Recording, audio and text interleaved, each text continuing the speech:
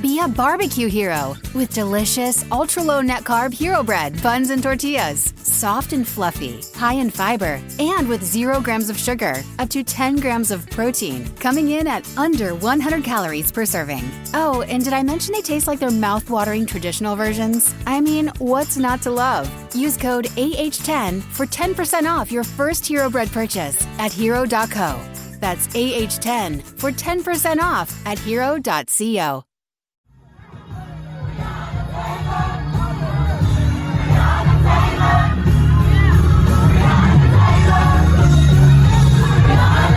This is Make it plain. MIP With Masamela Matfumo. Mark Thompson. Make it plain. Get woke.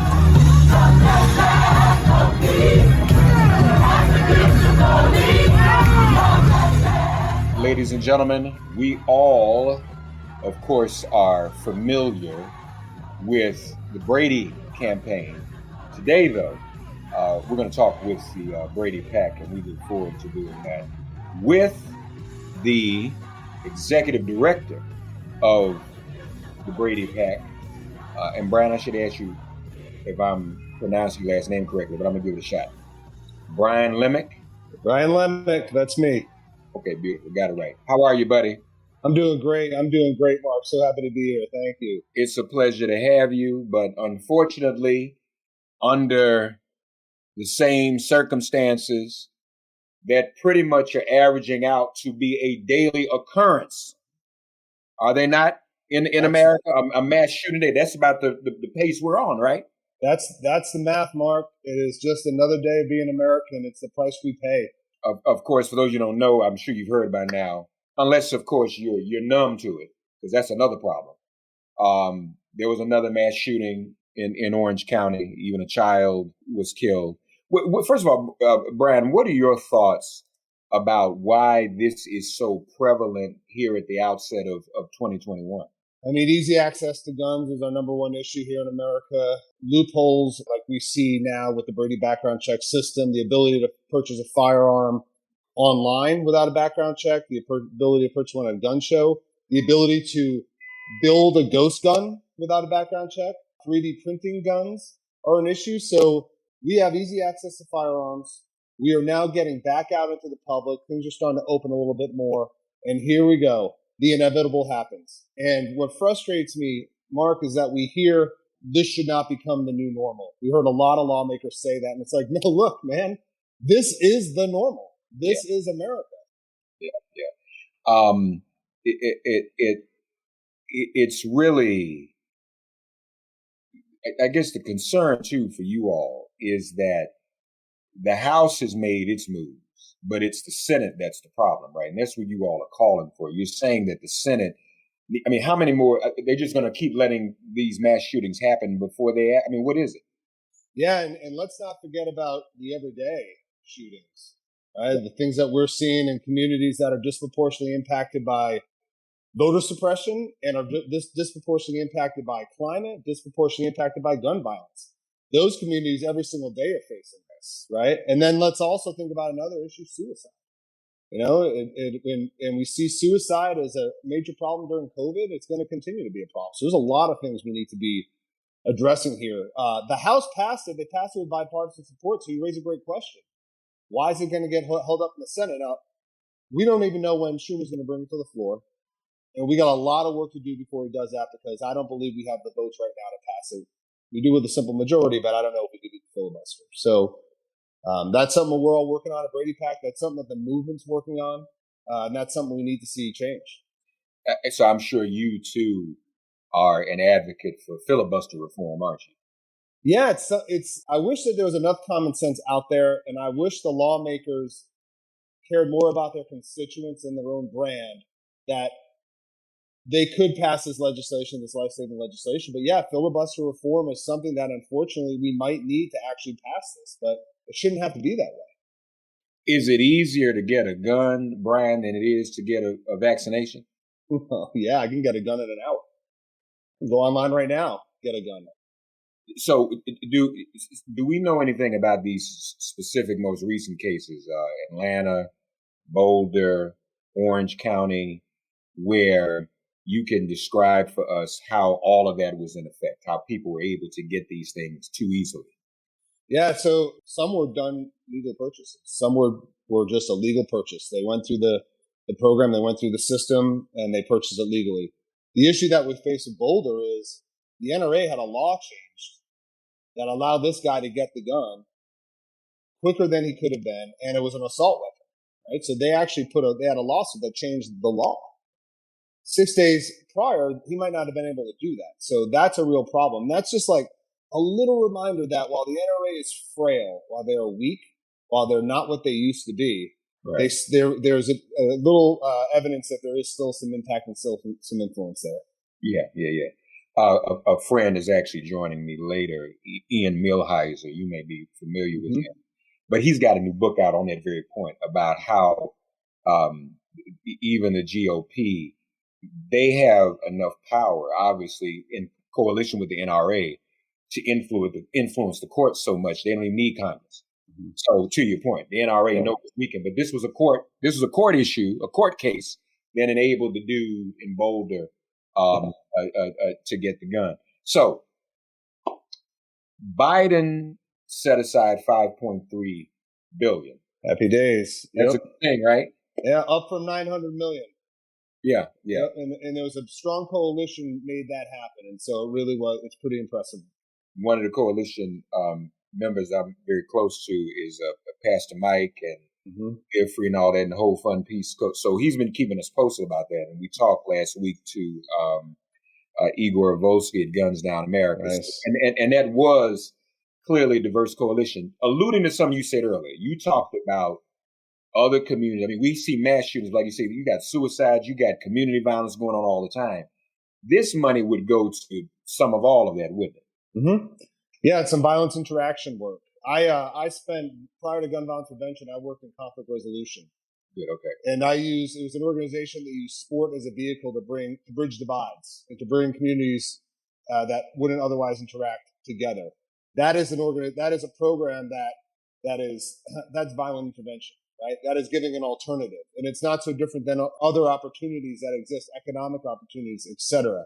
We know the lack of opportunity is really the root for a lot of this gun violence and a lot of the issues we see in these particular communities. So that money can free up some money, opportunity there as well. What sports? Oh, it was primarily basketball, and it was an international program to start. And now it's in the U.S., very well funded by Nike and USAID. But yeah, we were bringing kids from different backgrounds together. But we were in South Africa, we were in Northern Ireland, et cetera, Ethiopia, et cetera. So yeah, but basketball was a sport. So the three primary pieces of legislation: Bipartisan Background Checks Act of 2021, Enhanced Background Checks Act of 2021, Violence Against Women Reauthorization Act of 2021. The House has passed all three. They have, and so. I guess Schumer, you mentioned, has not moved because he's not sure where the votes are. Is Joe Manchin a problem in this? I think Joe Manchin is a gun owner, a responsible gun owner from a state with a rich gun culture. I think his perspective is a little bit different than some of the other lawmakers. So not that we should give Senator Manchin a pass. He is for gun violence prevention. He is for background checks. There's just some particular nuances there that he's still trying to work out. And he's not an obstructionist. There are obstructionists out there. There are members out there that are, as I mentioned earlier, they're for their own brand. They're not for their constituents. Yeah. They want to raise their own profile, and they know that if they can hold up legislation, they're going to get the airtime, and they're going to have their name out there. And that's what a lot of them are trying to do. But in terms of gun reform, are you suggesting that there are other Democratic obstructionists? I do not believe so, no. And I think a simple majority, we could get there. You can get there. Okay.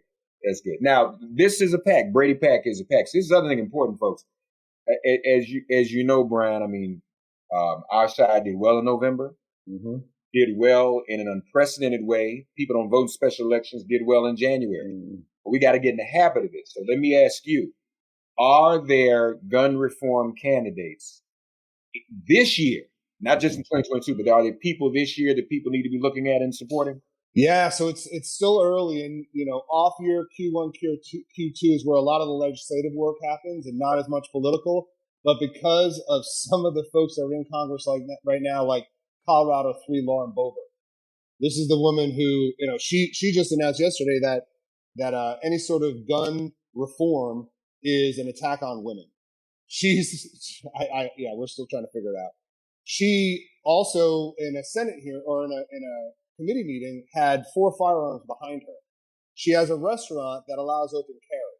She's the most vocal proponent. Now, the reality is she's not going to pass and hasn't passed any legislation. She's not introduced any meaningful legislation. She's doing nothing for Colorado 3.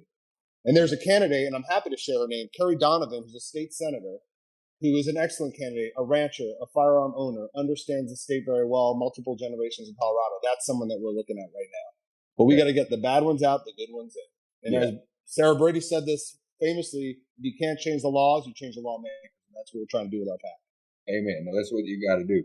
So I presume, as it is early, but as the year goes on, you're going to be looking at other people to take some of these other folk out. Absolutely. From the midterms, right? 100%. And we saw this in 2018 with representatives like Jason Crow, who ran and won on the issue. Mikey Sherrill ran and won on the issue. Lucy McBath ran and won on the issue. Yeah. These are folks that were in states that could be challenging. And they ran on the issue and they won. We hope other Democrats and other Republicans even, just people can look and see, you can talk about guns and it's not going to cost you an election. You can lead on guns and you can win. Yeah. More MIP after this message. Hey there, this is Christina Gonzalez, and I'm so excited for you to check out my new podcast, Politics of Food. On this show, we explore the political, economic, and social implications of food creation and consumption, both locally and worldwide. Should we eat first or should we protest first? Like, okay, let's organize, let's talk to the press, let's get our word out, and then let's sit down and eat. Follow Politics of Food with Christina Gonzalez at Apple Podcasts, Spotify, or wherever you get your shows. Now, are you a gun owner yourself, Brian? I am. In fact, I have been since I was 19 years old. I like to hunt. I like to shoot. I was telling the story earlier today. I bought a firearm on Thursday, all through the proper channels. Friday afternoon, I went out and fired 200 rounds with my new shotgun. Had a blast shooting skeet. Right. So it's something. Something I grew up doing. Something I enjoy doing, and I understand and respect the firearm. I was taught young that you need to do that, and I have 3 daughters. Yeah. So when I'm done shooting, I trigger lock it, put it in a safe. Yeah. I have to keep this firearm safe. I have to keep my kids safe. I think it's important for those who are gun owners to be gun reform advocates in this way. It takes away what the right is trying to do, just divide people on the ownership question. And all owners should be against gun reform. That's what they say. They do. But to have that example, I confess, I mean, there's no secret, I have been skeet shooting years ago. Had a ball and was pretty good. As a matter of fact, it was pretty good. So, I mean, that can happen, but something else has to take place in this country. It doesn't help either, Brian, that we're in a pandemic, a COVID economy. I mean, that's probably even causing the suicide rate to go up, isn't it? Yeah, we're all in a tough spot. We all had a hell of a year last year. And in our movement, what we saw that was most concerning is the increase in firearm sales, the increase in first-time gun owners. Yeah. And again, everyone goes through the right channels. That's fine. You want to own a gun, that's your prerogative. The concern that we have here is it's a perishable skill, handling a firearm, shooting a firearm. We're concerned that people don't have the proper training, don't have the proper understanding. They're buying it, they're bringing it home, and 9 months later, they almost forgot that they had it. That's one piece that we're concerned about. The other is the stockpiling. I mean, as I mentioned, I like to shoot. It's very difficult to buy shotgun rounds right now, to buy shotgun shells, because everyone is buying these things up. So there's this major stocking up that's happened, and it brings a lot of concern to us and a lot of concern to the movement. And then, of course, suicide, domestic violence, these racially motivated shootings and acts of violence. It's incredibly disturbing. It is America, Mark, and that's something I hope everyone can understand. This is the life and the culture that we have here. This is who we are. We have to stop denying that. We have to start looking for change, and we have to start now. We should have started 30 years ago. What are your thoughts for the reasons why people are stockpiling so?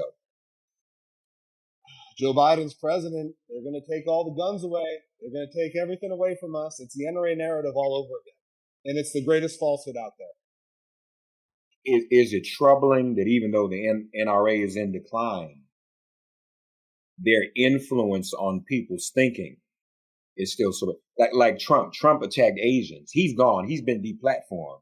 And people out here attacking Asians without even hearing his voice. I mean, that's kind of scary. Yeah, there are Trump disciples out there, and they're spreading a message of hate and fear. My belief is a lot of these folks didn't need the NRA to feel this way. They didn't need the NRA to get them fired up. A lot of them come to these conclusions on their own. Mm-hmm. So with a weakened NRA, you still have those folks out there that are passing on this message. And there's these small groups, these small coalitions of people, these small militias, all these folks are getting real fired up, real angry, and that's a real threat to all of us. So the NRA clearly is weaker, Brian, but what else? What do we need to do to vanquish it? I think we're starting to get there. The gun violence prevention movement has outspent the NRA the last 2 elections. That's a really big deal. You know, organizations like ours, so Brady PAC, as you know, we're the assistant work to the Brady campaign. We started the PAC 3 years ago. We were able to grow this from 0 to 2.5 million members to giving over $5 million last election. People are excited. And then the other groups that are out there also are doing incredible work. So there is real momentum here. There's real need for change, and individual constituents are starting to see it, and it will make its way up. We know that to the members. Once they start getting ignored, the NRA, once they start going even farther to the right, that's when people are really going to start to walk away even more than they are today. Now, do you all just focus on federal candidates, or do you do local and state candidates as well? We do local and state because we see incredible change at the state level. We see lots of movement at the state level, and our priorities are we identify a few states, we go up and down the ballot in those states, and then we support gun violence prevention champions throughout the federal ranks. And we support Republicans and Democrats. Okay, good. So you've even found some Republicans. Absolutely. We've got yep. Okay, good. That's good. That's comforting. That's some news you don't hear too much about. That's a good thing. It's a great thing. And we want to start seeing them from states like Georgia and Louisiana and, states with this rich gun culture and with Republican strongholds. We want to start seeing that happen as well. And it just, it's funny because I almost contradict myself when I say President Biden, what are you waiting for? The time is now. And then I look at this situation and I say, you know what? It's just going to take time for those members of Congress to get there. So we want to see action now at the executive level, but we know we just have a few more cycles before we can get more Republicans on our side. Are you worried, like I am sometimes, that we're getting too used to this, that the public, in the Black community, as you know, gun violence has always been there, and you get anesthetized to it. And I predicted after Aurora that the white community was headed in that direction. What do you think about that? That worries me, that people, it's becoming routine. It's just another day, right? So it was 11:30 last night. I got a ping from one of my team members saying that the shooting happened. I reached out to, a couple of members that are in the district, said, we'll help you out with anything we can. Mm-hmm. It's 11:30 in the morning and it's not even really being covered anymore. A barometer, right? Like a barometer for us a lot of the times on the shootings is fundraising will peak, dip. Mm-hmm. When there's a shooting, fundraising spikes. It didn't even move today. So I just think it's, the commonality of all of this and the expectation that it will happen. I think it could be happening right now. If we don't know. Right. It's happening in Black and brown communities right now. Yeah. And that doesn't get covered any nearly the way that it needs. Right. Mm. So, folks, we all need to get involved. Brian, let people know where to find the website, how they can get involved, how they can make contributions, what they can do. BradyPAC.org, www.bradypac.org. We make investments in gun violence prevention champions. We are trying to get the bad ones out, the good ones in, because we're simply trying to save lives. That's all. Up and down the ballot, any state we can, we want to see meaningful change, and we'll make those investments there.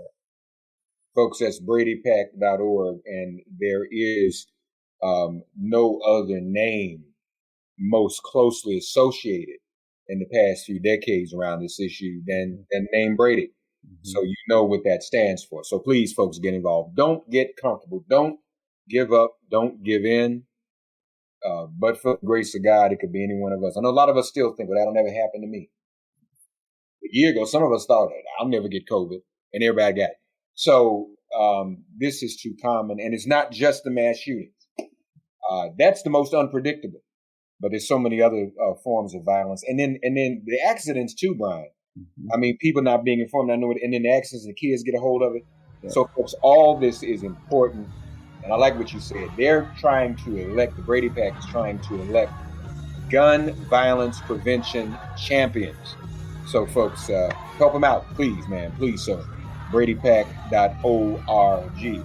Brian Lemek is Executive Director. Brian, I hope this won't be the last time we talk. I want to be as supportive as I can, okay? Mark, I feel the same way. Thanks so much. Your support is very well appreciated. All right. Thank you, buddy. Thank you so much. I'll talk to you soon. Thanks for getting woke and listening to Make It Plain. Please remember to listen, like, subscribe, and wherever you get your podcasts, please give the show a 5-star rating. And please do spread the word. Let's all continue to pray for each other during this pandemic and this police-demic. If all hearts and minds are clear, it has been made plain.